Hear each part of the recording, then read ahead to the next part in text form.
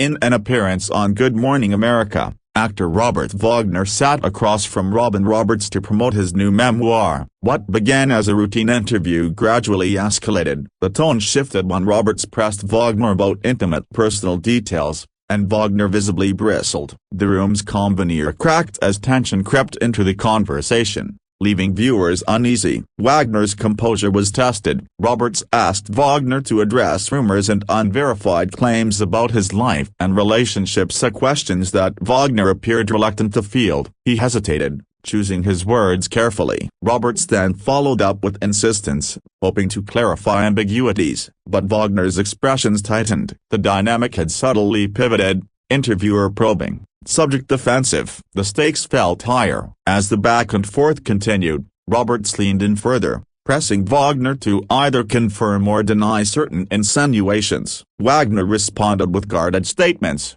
refusing to commit. His tone grew clipped. The tension in the studio mounted, and the live audience, both in studio and at home, sensed the strain. The interview's original purpose lost its footing. Roberts attempted to maintain journalistic balance, saying she understood his point of view. She asked if Wagner would correct misperceptions that had circulated. Wagner, visibly flushed, countered that many statements were fabricated or exaggerated. His voice grew firmer. The balance between promoting a memoir and defending one's reputation blurred. Roberts pressed again, requesting a straight yes or no answer. Wagner's patience frayed. He chided the line of questioning as unfair, stating that context would be lost in isolated sound bites. Roberts said her intent was clarity, not entrapment, but Wagner's posture shifted, his arms tightening, his jaw set. The conversation had become a confrontation. The studio lights felt harsher. The cameras lingered on Wagner's expressions. His usual charm seemed eclipsed by irritation. Roberts attempted to pivot,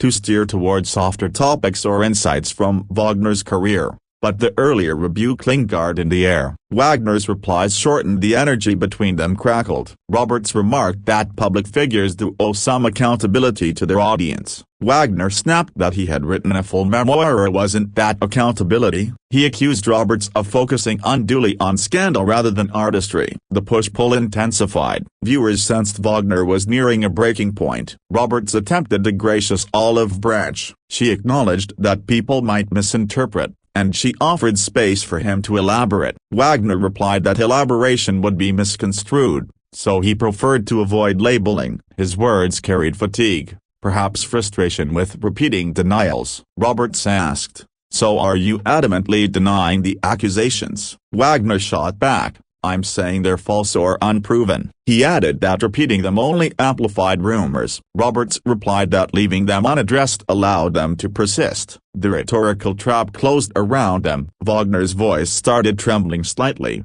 though he attempted calm. Roberts continued pressing at the edges of the issue. The clock ticked, but the tension made seconds feel elongated. The interview was at risk of crumbling. Roberts asked if Wagner would agree to a statement to set the record straight. Wagner seemed exasperated. He responded, "My statement is in the book." He declined to provide more in that moment. Roberts asked if he'd ever respond further, and Wagner demurred, hinting he would let silence speak. Roberts asked whether that silence would fuel further gossip. Wagner stared, weighing her premise. Roberts tried to regroup, segueing to questions about Wagner's early acting career, his influences, his relationships in the entertainment world. Wagner answered, but his attention seemed split, his replies curt. The warmth of earlier interviews had dissipated. The tension lingered. Roberts, sensing the fracture, tried a conciliatory question. What would Wagner most like readers to take from his book? Wagner paused. He answered, focusing on memoir's themes, reflection, regrets, redemption. But his tone reflected strain, as though these topics paled compared with the contentious thread they had just traversed. Roberts followed. Does he regret letting certain matters remain ambiguous in public discourse? Wagner said regret was complicated, and that he preferred truth over rumor, but that not all truths can be distilled on morning TV. Roberts persisted. Is there something he'd like to clarify now? Wagner dodged, emphasizing time and context matter more than the soundbite. The studio atmosphere grew more electric. Roberts asked, "Do you feel misunderstood?" Wagner's voice cracked, Yes, he said some narratives spite intention, twisting nuance into blunt charges. Roberts gently pushed. How do you respond to people who believe the accusations? Wagner said he had responded through his life, his work, his writing. Roberts questioned whether Wagner would ever break his silence more fully. Wagner said he doesn't owe endless explanations. He said some wounds lie deeper than questions can heal. Roberts suggested the public sometimes wants closure. Wagner responded that closure is not always available. A silence hung between them. Roberts made a last attempt at an open door. If you ever want to respond further, we can revisit. Wagner gave a stiff nod. He looked at the monitors and cameras. Then, in an abrupt shift, he stood. Roberts asked if they were done. Wagner didn't respond verbally. Wagner walked away from the table. The studio fell quiet. Roberts looked after him, stunned. The cameras followed. A moment of silence. Viewers might have held their breath. Wagner exited the frame. Roberts sat back, collecting composure, visibly shaken by the sudden departure. The off-camera production staff murmured. Roberts remained poised, apologetically addressing the audience. We will pause briefly and return. The show cut to a commercial break. Social media immediately lit up. Clips of the confrontation and Wagner's exit circulated within seconds. In the aftermath, commentators debated who bore fault, whether Roberts overstepped, or Wagner failed to engage. Fans of Wagner expressed sympathy. Critics of his silence demanded answers. The interview became a flashpoint. The storm generated headlines, and viewers continued to wonder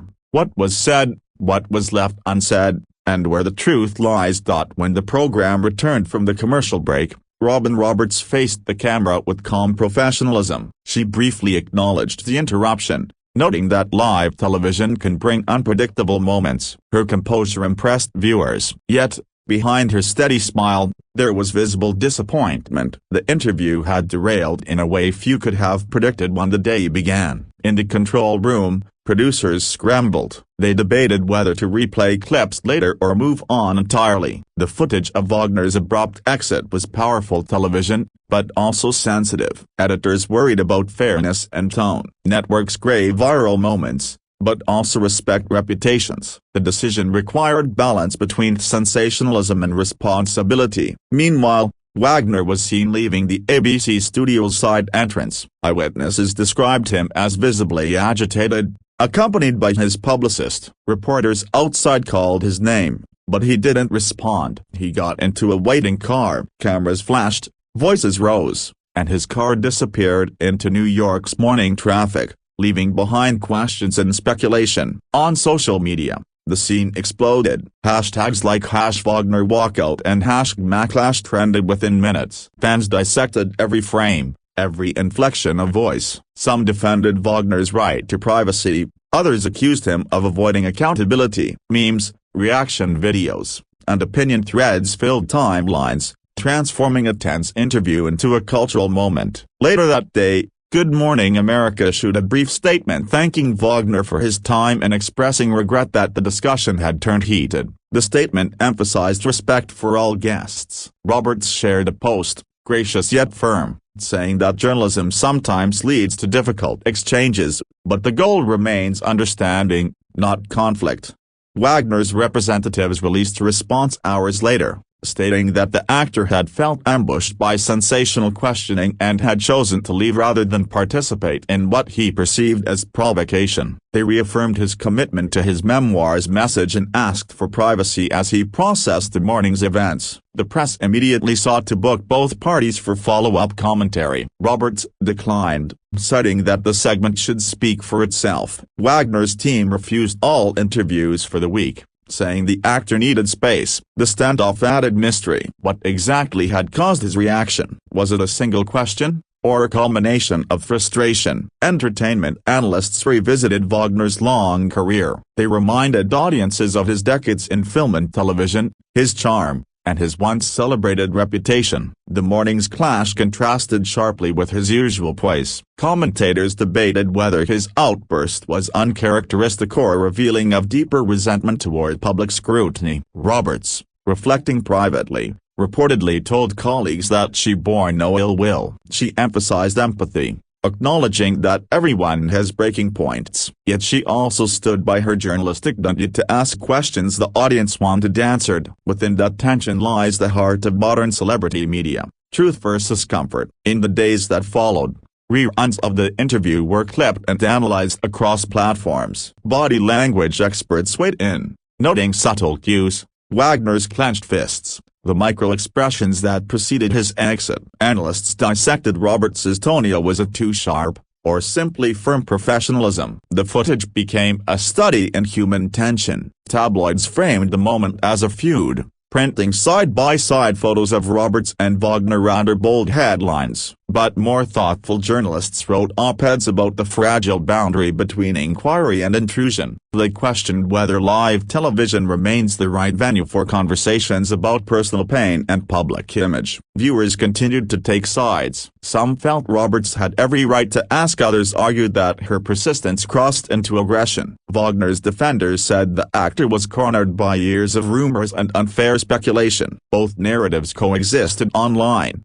echoing the polarized climate of modern media consumption. In a quiet interview later that week, a source close to Wagner said he regretted walking out but insisted he felt emotionally overwhelmed. He said that discussing sensitive history live under bright lights had triggered old wounds. The statement softened public perception slightly. Compassion began to mix with curiosity. Roberts, meanwhile, moved forward. She hosted new segments with her signature warmth, not mentioning Wagner by name but alluding to challenging interviews as part of the job. Her professionalism earned praise. Yet some insiders noted that producers had added subtle measures for future guests: pre-interview boundaries and mutual agreements on off-limits topics. By the weekend, late-night hosts joked gently about the walkout, parodying celebrity flare-ups on live TV. Wagner's departure became pop culture shorthand for discomfort. But even through humor, the core issue remained: how far should journalists go when public figures resist certain truths? The debate persisted across comment sections and podcasts. Wagner's memoir sales, ironically, surged after the confrontation. Curiosity drove readers to seek context. The very event he had hoped to avoid turning sensational now fueled attention. Some called it unintentional publicity. Others saw it as bittersweet justice his story being read, though perhaps for the wrong reasons. Roberts received letters from viewers praising her poise. A few criticized her for pressing too hard. She accepted both gracefully, acknowledging that honesty and empathy can sometimes collide on live television. Her takeaway: truth-seeking must coexist with compassion, even when guests resist openness. In a subsequent podcast episode, a media ethicist analyzed the interview, calling it a perfect case study of emotional thresholds. He explained that audiences crave authenticity but recoil when authenticity turns raw. Wagner's exit, he argued, was a rare glimpse of that rawness, a boundary broadcast in real time. Months later, when Wagner appeared on another network, he addressed the incident briefly. "It was a bad morning," he said. "I shouldn't have walked out, but I also shouldn't have been asked to relive things I've spent decades moving past." The audience applauded. Time, it seemed, had softened the memory without erasing it. Ultimately, the story became a reminder of television's unpredictable humanity. Behind the rehearsed smiles and polished segments, emotions remain fragile. Roberts and Wagner, in their clash, revealed the double edge of fame and inquiry. The moment endures as more than scandal. It stands as a lesson in vulnerability, boundaries, and the cost of truth on live air.